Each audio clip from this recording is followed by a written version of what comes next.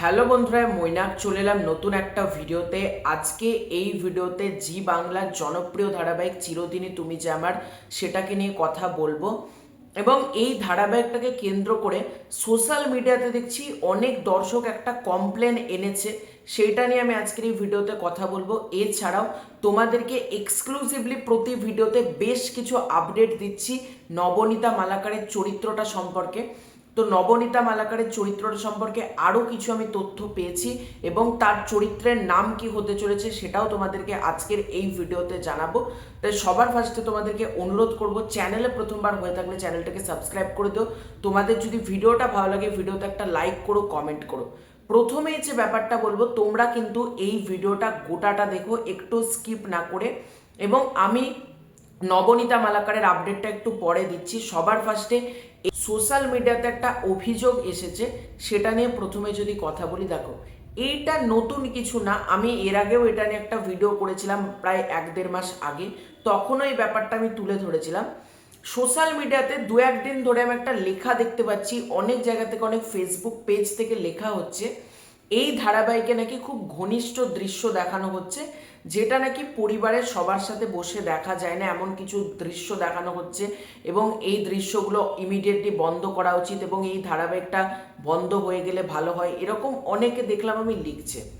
তো প্রথম কথা আমি একটা বলবো, এই ধারাবাহিকে কি সত্যিই কোনো ঘনিষ্ঠ দৃশ্য রয়েছে এরকম, যেটা পরিবারের সাথে বসে দেখা যায় না? আর যদি থেকেও থাকে, সমস্যাটা কোথায়? আমার হলো এটা কথা। নাই, আমি নিজেও জানি, কারণ আমি নিজে মাঝে মধ্যে যখন ধারাবাহিকটা অন করি, আমি কিন্তু দেখেছি একটা ব্যাপার, কোনো মানে ঘনিষ্ঠ দৃশ্য তো দূরের কথা, পরিবারের সাথে বসে দেখা যায় না এমন কোনো সিন নেই।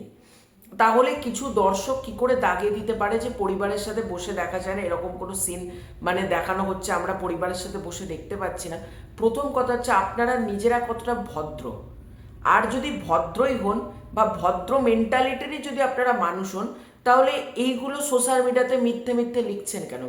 যাতে এই ধারাবাহিকটা বন্ধ হয়ে যায়, বা যাতে জিতু কামালের যারা অডিয়েন্স রয়েছে বা যারা এই ধারাবাহিকের অডিয়েন্স রয়েছে, তারা আপনাদের প্রোফাইলে গিয়ে দুটো বাজে কথা বলুক এবং আপনার প্রোফাইলের রিচ বাড়াক। এর থেকে তো যাবতীয় কিছু না। আর এখনকার দিনে সিনেমা বলো, ওয়েব সিরিজ বলো, প্রতিটা জায়গাতে যে পরিমাণ নোংরামি থাকে, যে পরিমাণ মানে গালাগালি থাকে, যে পরিমাণ ঘনিষ্ঠ দৃশ্য থাকে, সেই জায়গাতে দেখতে গেলে চিরদিনই তুমি যে আমার এই ধারাবাহিকে তো 0.00%ও নেই, আমি এটা বলবো। মানে 1% তো দূরের কথা, 0.001 বা এরকম পার্সেন্টও তো নেই। তাহলে দর্শক কি করে দাগিয়ে দিতে পারে এটাতে ঘনিষ্ঠ দৃশ্য রয়েছে? আর আমি একটা কথাই বলবো, আপনারা নিজেরাই মানে অনেক দর্শক বলছেন রোম্যান্টিক দৃশ্য আমরা বেশি দেখতে চাই, এই দুজনের কেমিস্ট্রি আমরা আরও বেশি দেখতে চাই, জিতু কামাল এবং শিরিন পাল তাদের মধ্যে যে একটা সুন্দর বন্ডিং, এটা আরও লম্বা হোক। তাহলে আবার একদিক থেকে কিছু দর্শক বলছেন ঘনিষ্ঠ দৃশ্য। আমি জানি না মানে যারা ঘনিষ্ঠ দৃশ্য বলছেন তারা কতটা ভদ্র পরিবার থেকে বিলং করছেন বা কতটা ভদ্র মেন্টালিটির আপনারা মানুষ, আমি সত্যি এটা জানি না। তবে সোশ্যাল মিডিয়াতে এই নোংরামিগুলো করা বন্ধ করুন। মানে এগুলো আমার দেখে প্রচণ্ড খারাপ লাগলো, অনেক ফেসবুক পেজ থেকে এরকম লেখা হচ্ছে। তাই জন্য মনে হলো আজকের এই ভিডিওতে ব্যাপারটা নিয়ে কথা বলি।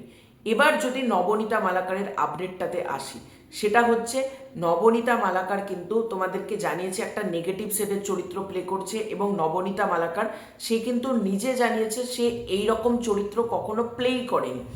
তো যেটা লেটেস্ট আপডেট, নবনীতা মালাকারের চরিত্রের নাম হতে চলেছে কিন্তু রোহিণী। হ্যাঁ, বিভিন্ন জায়গা থেকে কিন্তু এরকমই জানা যাচ্ছে তার চরিত্রের নাম হতে চলেছে রোহিণী।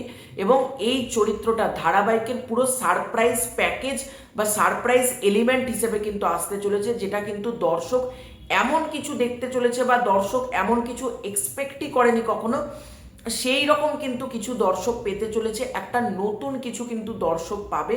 এবং নবনীতা মালাকারের এই চরিত্রটার নাম হতে চলেছে রোহিণী। বেশ ইন্টারেস্টিং কিন্তু নাম, এবং ক্যারেক্টারটাও প্রচণ্ড ইন্টারেস্টিং, তোমাদেরকে আমি জানিয়েছি, যেটা নবনীতা মালাকার নিজে জানিয়েছে। এবং বিভিন্ন জায়গাতে কিন্তু অলরেডি লেখা হয়েছে ধারাবাহিকের অ্যাটম বোম বা পরমাণু বোমা বা সারপ্রাইজ প্যাকেজ, সেটা কিন্তু নবনীতা মালাকার নিয়ে আসছে। দেখা যাক এই চরিত্রটা কেমন হয়, এবং ভিলেন ভার্সেস মানে পজিটিভ ভার্সেস নেগেটিভ বা অ্যান্টাগনিস্ট ভার্সেস প্রোটাগনিস্ট, এই ব্যাপারটা কীরকমভাবে জমে এবং এই টুইস্টগুলো আমাদের কেমন লাগে আগামী দিনে, সেটা একটা দেখবার মতন ব্যাপার হবে। এবং তোমরা কতটা খুশি যে এই ধারাবাহিকে নবনীতা মালাকার আসছে এবং একটা সারপ্রাইজ প্যাকেজ বা একটা অ্যাটম বোম হিসেবে কোথাও গিয়ে কিন্তু ধারাবাহিকে এন্ট্রি হচ্ছে। তোমাদের এই পুরো ব্যাপারটাকে নিয়ে কি মতামত কমেন্ট করে জানিও। চ্যানেলে প্রথমবার হয়ে থাকলে চ্যানেলটাকে সাবস্ক্রাইব করে দিও। খুব শীঘ্রই দেখা হচ্ছে নতুন কোনো ভিডিওতে, ততক্ষণের জন্য বাই বাই।